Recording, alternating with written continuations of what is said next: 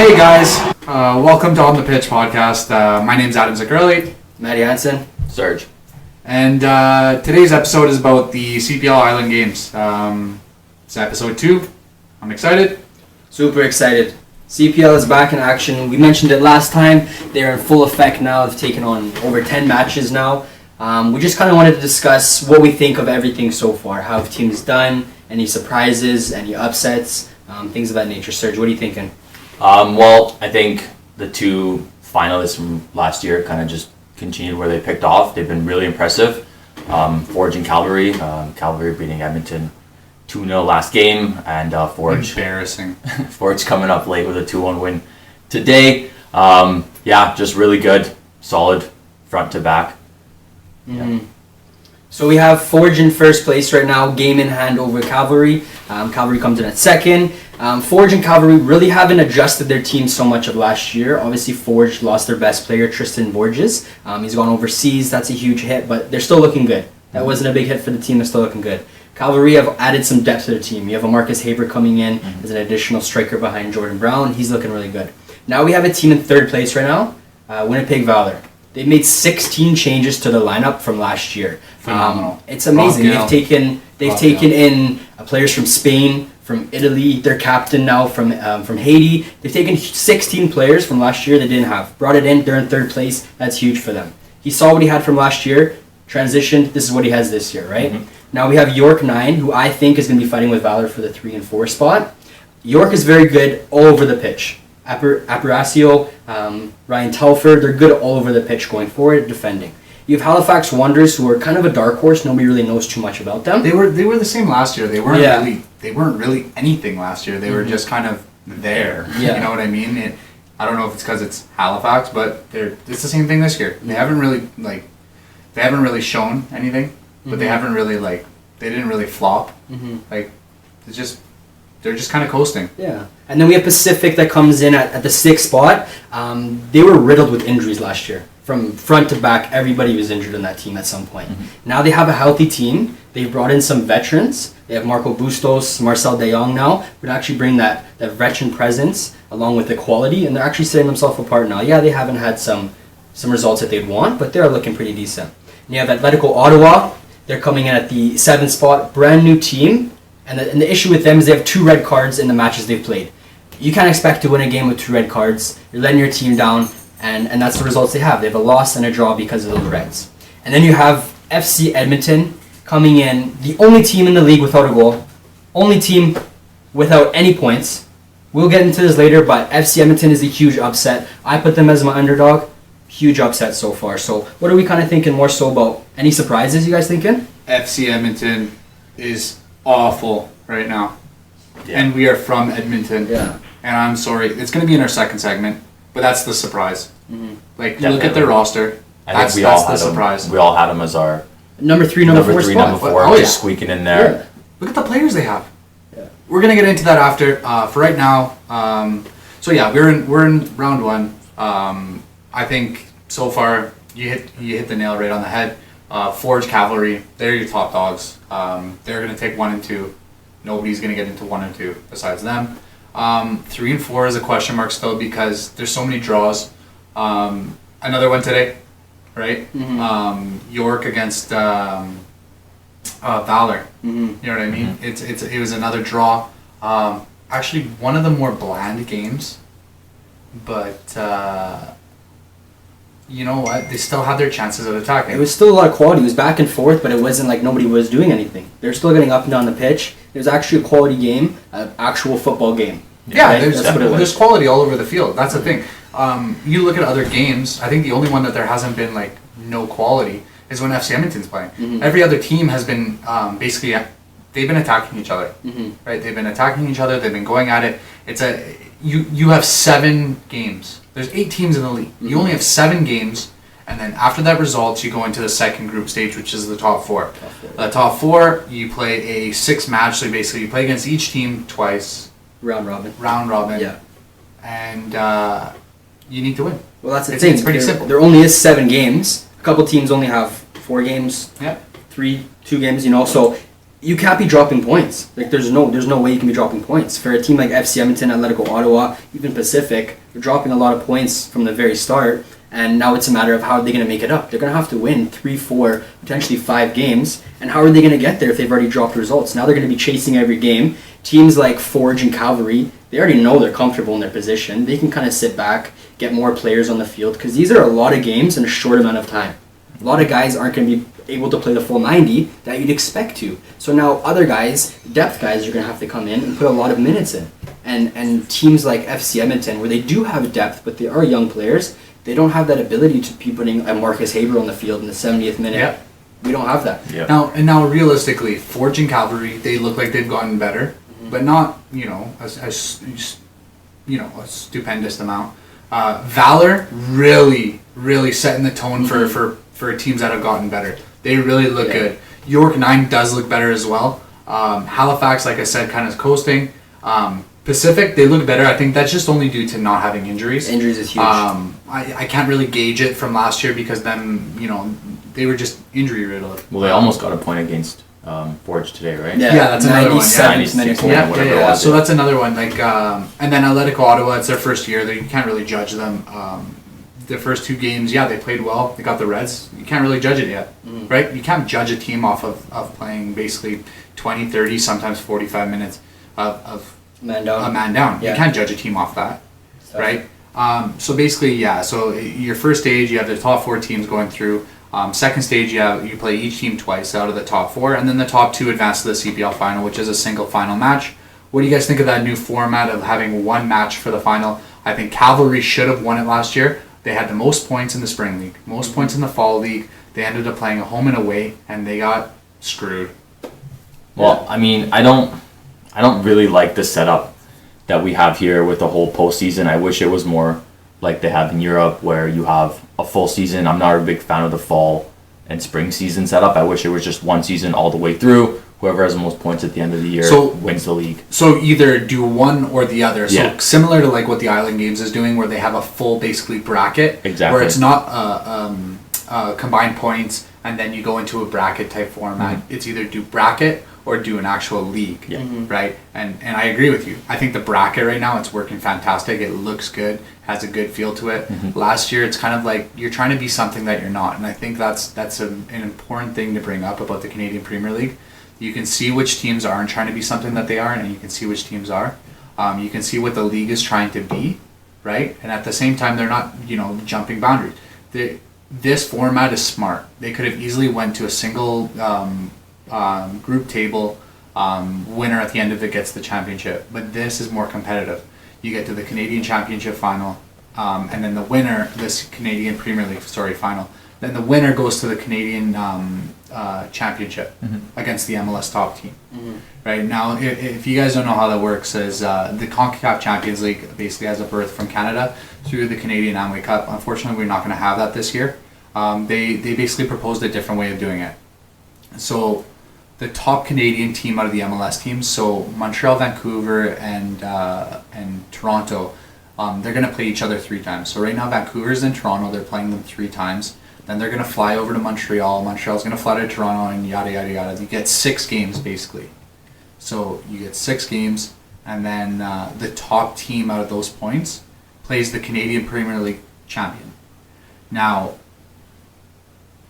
do you think, because that game is going to be a 1-game elimination game to go into the CONCACAF Champions League, that a Canadian Premier League could topple an MLS team? And if so, which ones? Because, TFC is a bit a harder challenge, and which Canadian Premier League team could do it?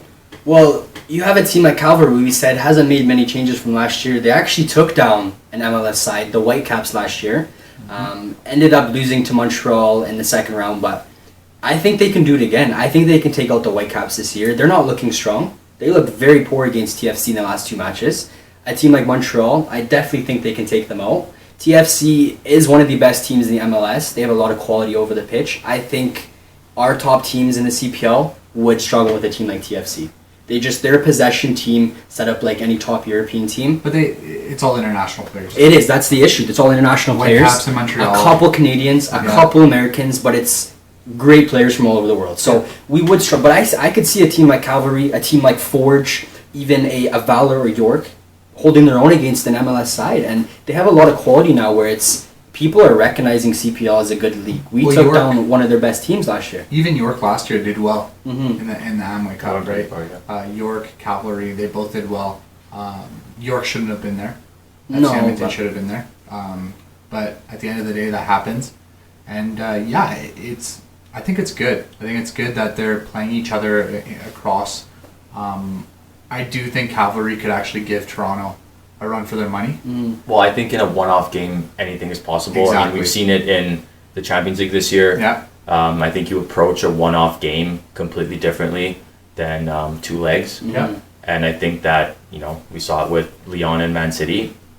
Oh yeah. Whoever shows Yeah. up on that day is going through, and there's no Potential makeup for game any later on. upset. Yeah. Leipzig, Yeah, exactly. another one. Yeah. They just it happens. It's a one-off game. Whoever shows up shows up.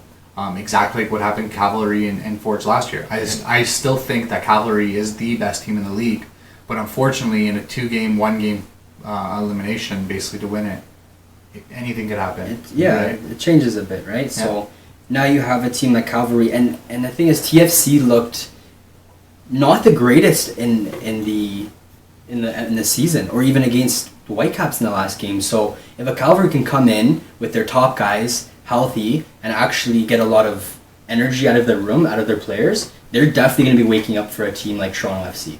Yeah, Absolutely. From a Canadian Premier League team playing Exactly. against the MLS, you You're want to waking prove up. yourself, you want to show yourself. Oh yeah. And FC or TFC might be looking at it as, oh, we got to play this game. These guys are a league lower than us, Mm-hmm. and an upset is definitely possible. Oh yeah. So you have a CPL team that's going to be going over the edge, and an MLS side that might be just saying, hey, it's another game against potentially a weaker squad. Yeah. It's whatever. And that's when the Cavalry can really come in and be like, well, I'm going to bang out a couple goals, and then we'll see what happens. So is that who you think is going to win out of the Canadian Premier League? As of right now, watching the games, do you think that Cavalry is the top dog to beat, or is Forge? Like which? Both of them are obviously the two top teams. But which one is the top team? I predicted Forge in our last video, but I think Cavalry will win it. It's just Cavalry has the depth all over the team. They had a guy like Marcus Haber, Elijah Adekubi come off the bench for FC Edmonton, and they made an instant difference. And that's Those are guys one coming of off the only bench. players they added was Marcus Haber. Right. And that's a player that's sitting on the bench, former national team player, former European side player, and he's sitting on their bench. Or even a guy like Mo Farsi, who Yeah. multiple teams Yeah. passed up on. And then Cavalry takes him on. He becomes their starting fullback, and he's got 2 player of the matches already, right? So they have guys that are coming in there, how we kind of mentioned they're grinders with quality, but guys that are there to prove. A lot of players in the CPL are on 1-year contracts with a one team year option. Yeah. So these guys are playing for contracts every single year. Yeah. These guys cannot mess around. They have to play their all when they get their chance. There's no messing around in this league because they're playing for a contract every single year. They're playing for a starting spot every single year. All or nothing. Yeah. So one thing I've liked this year is in for the Canadian Premier League, a lot of international players weren't able to come in. So now we're really seeing the Canadian talent. And like I said a week ago, when it first started up, the level has basically grown, and you can see it. A lot of the teams are competing. Individual players, Canadian players, are starting to like shine. Right, it's something that we didn't see. Bringing It Home was talking about. If you guys aren't familiar, Bringing It Home is on One Soccer. I recommend checking it out. Just a word of caution: there is swearing in it. A lot of vulgar language. Obviously, coaches get heated. But English coaches, that's what you get, right? I do recommend checking it out. But the thing is, they talk about how Canada is ranked 73rd in the world before we had an actual domestic league. We only had 3 domestic teams at a professional level: Toronto, Vancouver, Montreal. We didn't have a league.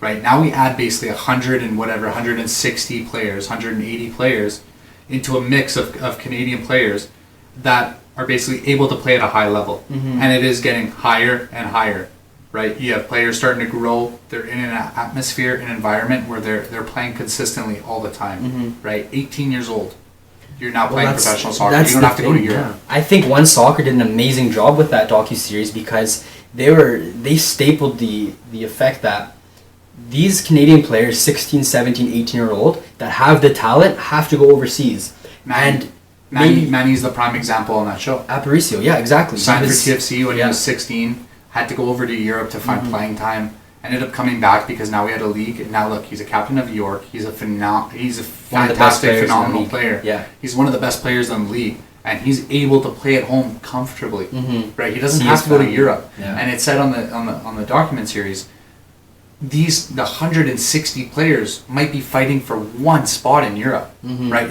Now they're fighting for a spot here, but it's not the same. It's not 160 players fighting for one spot, and on top of that, you don't have international players trying to take Canadian spots because they need Canadian players on the roster. They have to have it. It's in the rules. You know what I mean? You have to have Canadian talent on the field at all times, or on your roster. Youth players. You have to have Canadian players.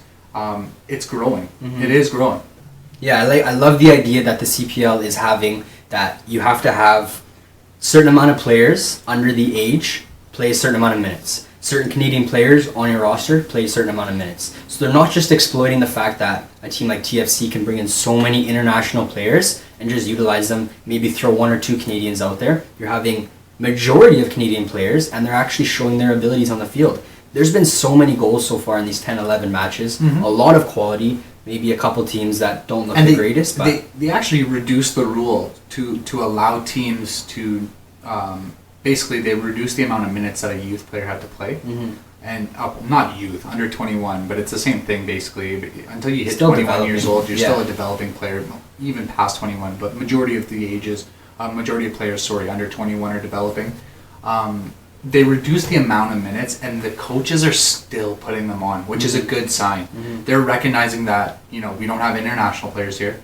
Let's start bringing them on. You know what I mean? Well, that's the thing. There's equality in the fact that everybody has the same cap.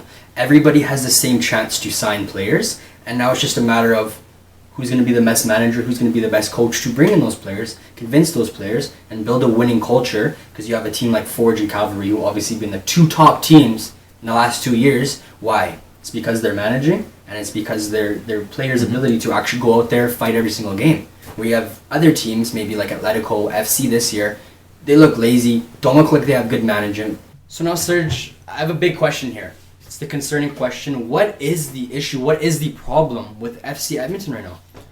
The worst team in the Canadian Premier League. Yeah, by far. I think it comes down to coaching. I don't think Jeff is up to par with the level he's coaching at right now. I don't think he has the experience and, quite honestly, the qualifications to be coaching at this level.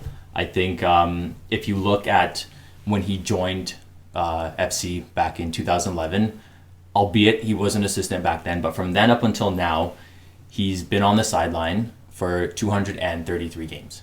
Of those 233, they've won 70, they drew or tied 65, and lost 98. So he's gotten 275 possible points from 699. So if you look at it, if they break that down even a bit further, it comes down to 1.18 or 1.2 points per game. So he's basically been developed as a coach that hasn't been in a winning environment. Right? Yeah, I don't know. You're not saying necessarily that he's a bad coach. You're just saying that against the colleagues that he's going up against, they are like basically at a different level. Exactly. I think they're just on a different level than he is right now, and I don't know if there's a replacement here in the city or somewhere where we can find. I'm not necessarily saying we need to get rid of him right away. I just think that this is the issue that they face right now. And then if you want to say, okay, well, he was an assistant to Colin Miller for a bunch of years, so you can't really look at it that way. We can look at his CPL record. FC up until this past game with Cavalry, their record's been 8-14, so 8 wins, 8 draws, and 14 losses. 32 points, again, averaging just over 1 point a game. Still not good. And I think when you look at the game against the Cavalry, it seemed like they just lacked a plan. Well, I think they did have a plan, but I don't think the plan was the right plan. I think going into that game, he wanted to sit back, absorb pressure, and then try and counterattack. Now, I saw a few issues with that, and these are the issues that I saw. One, this isn't Man City against the Norwich. This isn't PSG against an Angers.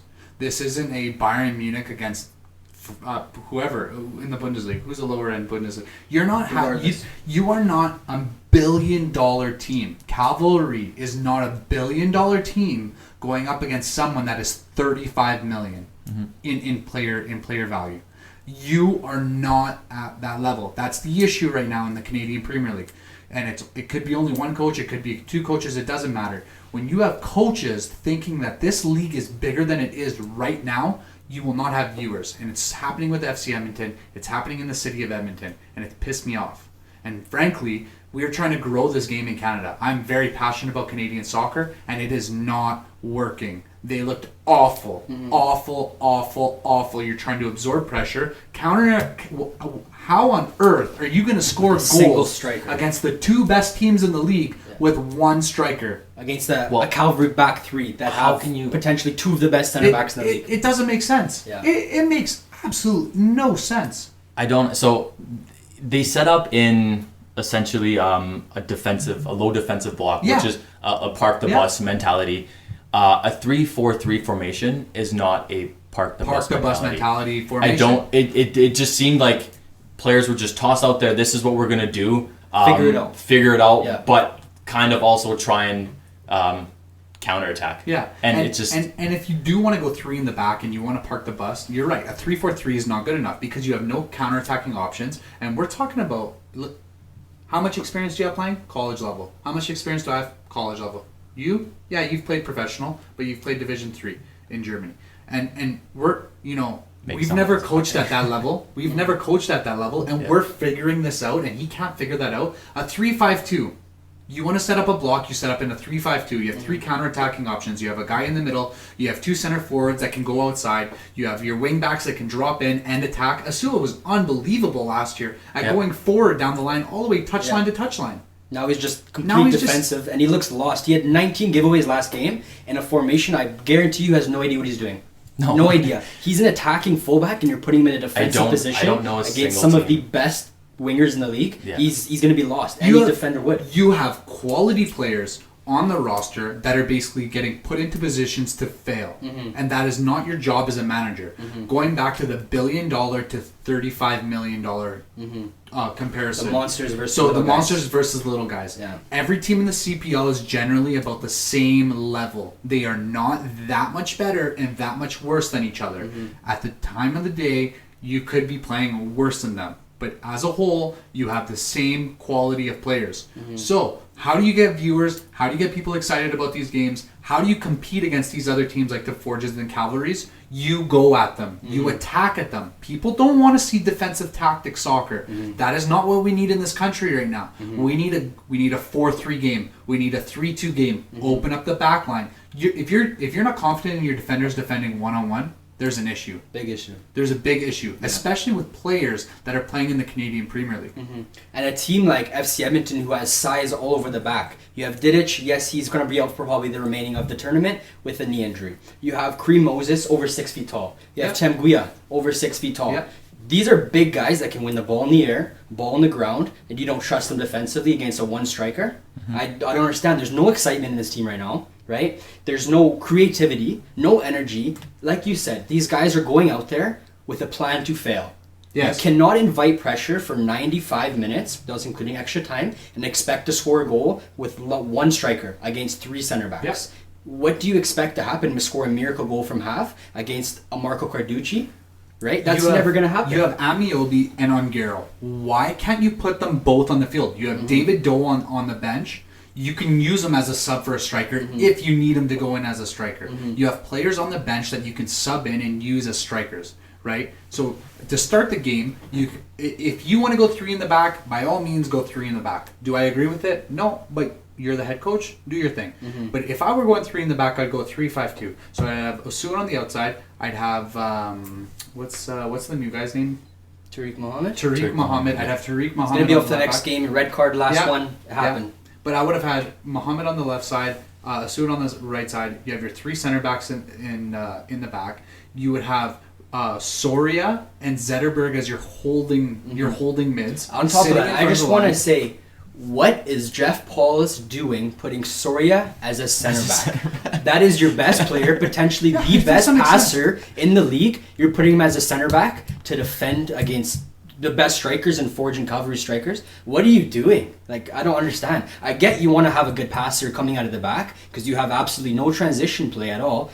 But he is useless there. I'm sorry, he is useless there. So I would have Zetterberg and Soria as the center defensive mids. You could put Alan Zebi in there somewhere, or you could put him as a fullback. I do think he is good enough to be on the starting 11, and I do think with his experience and everything, he could be there. But it all depends on the day, basically. Center attacking mid, you have so many options. You could literally, but you just brought in Hansen Bokai. That's exactly what. Put him in the center attacking mid. Yeah. Let him dribble at players. Yeah. Why do you have him on the outside wasting time trying to come back and defend all game? Yeah. No, it doesn't make any sense. I'd have him in the center attacking role, and I have Amiobi, and I'd have Ongaro up top. You have a left foot and a right foot player. Let them run at guys. Right. Ongaro is a beast. You have absolute your top beast. goal scorer sitting on the bench. And I mean, he got his goals last year coming in off the bench, but I feel like he deserves to be starting. Position. I know Amiobi's Pre-tournament, all the analysts ranked him number one. Yep. That's not a coincidence. Yeah. It's not a coincidence that he was named to Team Canada's U23 provisional roster for the Olympic qualifying. That's not a coincidence. He is a player. He's a good player, and he can run at guys. You know how exciting it is when a 6'6" tank is sprinting at a defender with the ball and has the technical ability to do it. Just dink around him. It is so exciting. Yeah. But when you only get the chance 2 or 3 times a game because there's no service to you, oh my god! It's not even about the service at this point. He needs the help and he doesn't have it. We don't have an attacking mid because we had a Zebi and a Zetterberg dropping defensively. Yeah. So he has we're just pinging balls to him at this point. Yeah. And Ongaro. And then it's 1v3. And it's 1v3. He did, by all means, he got past him a couple times, had a couple chances. But if you're going to have 2 chances against an Ongaro that's going to potentially try and beat 3 center backs, you cannot expect that. No. So as he said, his formation, my formation would be a little bit different. Obviously, Didic would be in my starting 11. He's injured. Not going to happen. I would have a Dylan Powley actually starting in net. Why? Because he has the distribution and he has the experience. He's a commanding presence in the net. He's had the experience in college, major league, and overseas. Okay?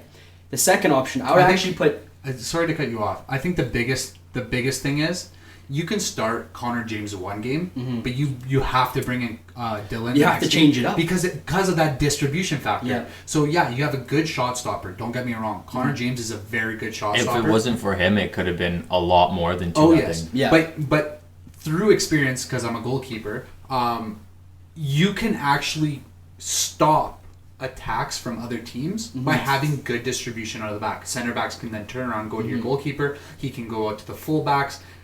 You can do a bunch of things. You have a goalie that is proficient at his feet. And I'm not saying that Connor isn't proficient at his feet, but I'm saying that Dylan is better with his feet. So you have to try out both angles. Yeah, okay, shot stopping, guess what? It didn't work. Sitting back, it didn't work. You just let in 2 goals against Forge. It's not working. Switch to your other goalkeeper. Let's see if the distribution side can do it. Now we have a game again, Atletico tomorrow. This will be on a Sunday. It's a must-win game. So I'm saying you have Powley in net. I'm saying you're going to be using Alan Zebi as a left back. Why? He has experience there. He has the ability to get forward, as well he has the defensive capabilities to take on any wing in the league. We're going to have Kareem Moses filling in for Didic. He has the size, he's a tank, and he's a leader. He will tell everybody how it is, and he's a leader on that pitch. I'm going to have Tem Guia in his usual spot. He has the size, he has the strength, and he can command the ball, tackling everyone in the field. And then obviously Asua as my right back. He is the best attacking fullback in the league, and they haven't utilized him as one. So let him go free. Let him do his thing. And then, as you said, I'm going to have Soria and Zetterberg in the middle of the pitch. Why? Because they can pass a ball, they can link up all over the field, and they can tackle. They are gritty players that can tackle. And now, a difference from Adam, you need to have creativity. You need to have energy on this pitch. Why bring along multiple 18, 19, 20-year-olds if you're not going to let them play? These guys are wanting to play so bad. Now you're playing guys that have been around. Give these young guys a chance. You've lost 2 games. What do you have to lose? You have to get points, right? Yep. And as you were saying, CPL needs viewers. Brand new league, you need excitement, you need goals, you need creativity. Yep. How are you going to compete against teams in Europe, MLS even, if you have no exciting moments? Yep. So FC Edmonton has the potential to do that. What I would do, you're going to have a Marcus Villado as a winger. Yeah. He brought so much energy to this team off the bench last year. Oh, yeah. They haven't even played him a minute. Second, Boakai, in the middle of the pitch, center attacking mid. Why?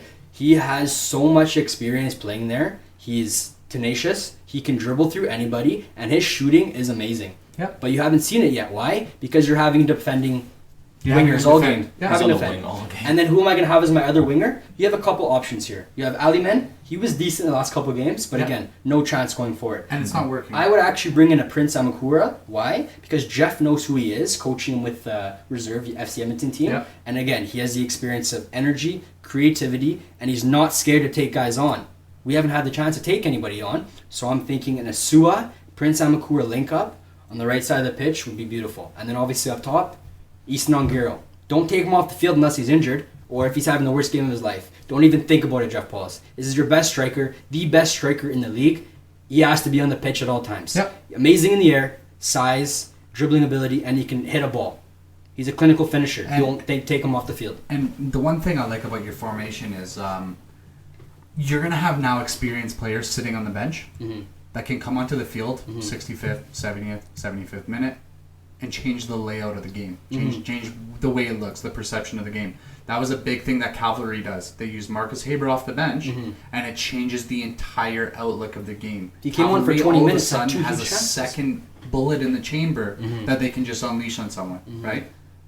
I don't think Jeff is able to change a game like that, though. I think that's where he lacks experience. I think once FC goes down 1-0, it's Yeah. over. You can The forget game about plan this is done. game. They're not coming Well, back. yeah. It's Red card. done. Who does he put left back?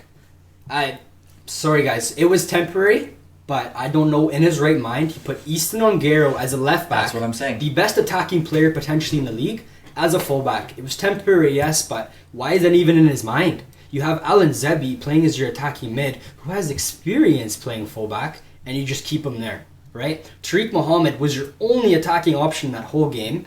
Unfortunate red card, horrendous tackle. It was a deserved. red card. It was a However, their only attacking threat was as a fullback. Absolutely nothing else. Yeah. When he came off the field, they had nothing else. They looked like they gave up on the game plan. As soon as Cavalry scored, they were just like, hey, we're taking the loss. Hopefully they don't score 5 or 6 goals. We'll take 2-0 loss. No worries. And that's the mindset Jeff has brought to these guys. He's like, hey guys, go out there. Hopefully we can get a point. Hopefully we can win. But it's whatever. And like you said, he's just not at that level. He is, and he was brought up in an environment where you're losing. He did fantastic at the college level. He brought in 8 national championships. He was a fantastic coach Even at the college FC level. reserve level, I think he's perfectly fine there. But He that's is- maximum. Yeah, The youth, he yeah. doesn't have the experience basically to take a professional team to another level, right? And it's not a knock against him because I couldn't do it, you couldn't do it, we can't do it. It's a very tough It's a position. very tough position Yeah. to do. But there's certain people that can do it, and there's certain people that can't do it. And right now, it doesn't look like he can do it. Maybe he can do it through experience, but I think the best place for him would have been a reserve team. And I think the next step for him, instead of being a head coach in the Canadian Premier League, would have been a head coach of a under 23, maybe an under 18 team at Whitecaps or TFC. That's a step he should have taken. Yeah. He basically he jumped that extra hurdle to become a professional coach when it's just it doesn't look good. It doesn't look good. I was at work the other day. I asked my buddies at work. I'm like, hey, you guys don't watch soccer. What would be the best thing? Like, what do you want to see? Like, what would you want to see? You know what they said? They want to see attacking, goals, goal scoring. They want to see excitement. They don't want to see boring defending. And that's the thing. Don't go out and defend. Go and attack them. You are the same level as them. Go at them. Go at them. It's excitement. It's fun. It needs to be done. It needs to be. And this is like we were saying before, we're competing with so many leagues across the world. Yeah. And nobody's going to even recognize that, so watch us. If we don't have something else we can bring to the table, Yeah. if we're not having goals scored or at the best quality football games, if it's a 0-0 game, but there's Lots 20 of chances chances. on either Yeah. side, that's an amazing football game. Yes, there's not expected to be very many goals, but I want to see a quality game. A team that's going to defend for 95 minutes, not a quality game. Yeah. Nobody wants to see that. I will turn off my television if I see that for 5 more minutes from FC Edmonton. It's not what we want. We want more. We have the depth on the team. to have the creativity, to have the energy, to have the goals. And as Serge said, we don't have the management, we don't have the leadership to do what we're doing right now. Yep. So why are we coming into every game hoping that we can draw up a tie, Yeah. right? Hoping that we get a 0-0 tie. We've had 5 shots in 2 games. Yeah. I don't even know if they're on net. It's not good enough. 0 on net last game. So my question for you guys is then, how do we change this? Do you get rid of Jeff Paulus and bring in someone else? You have Sean Fleming as an assistant coach. Basically until the end of Island games, which we are actually coming to the end of our episode. So really quickly, sorry to answer your question, I do think they have to wait till the end of the Island games, but I do think if they don't make it out into the top 4, they do actually release him. Mm-hmm. How many wins does FC Edmonton get by the end of the first round out of the 7 games? They've played 2. They have 5 games left. I think they get 2 wins, and that's not going to get them into the Final 4. Yeah. They get 2 wins. That's actually not bad from a team that's struggling. I'm going to say 2 as well. Mm-hmm. Going back to what you're saying earlier, getting rid of him, he's the general manager of the team as well. So essentially, ownership but can step in. He technically is his own boss, so it's going to be a little gray area. But I do think they get 2 wins out of this. We are going to have a special episode for you guys tomorrow for Champions League. Thank you guys for tuning in, and I hope you enjoyed the episode. Thank you. Peace.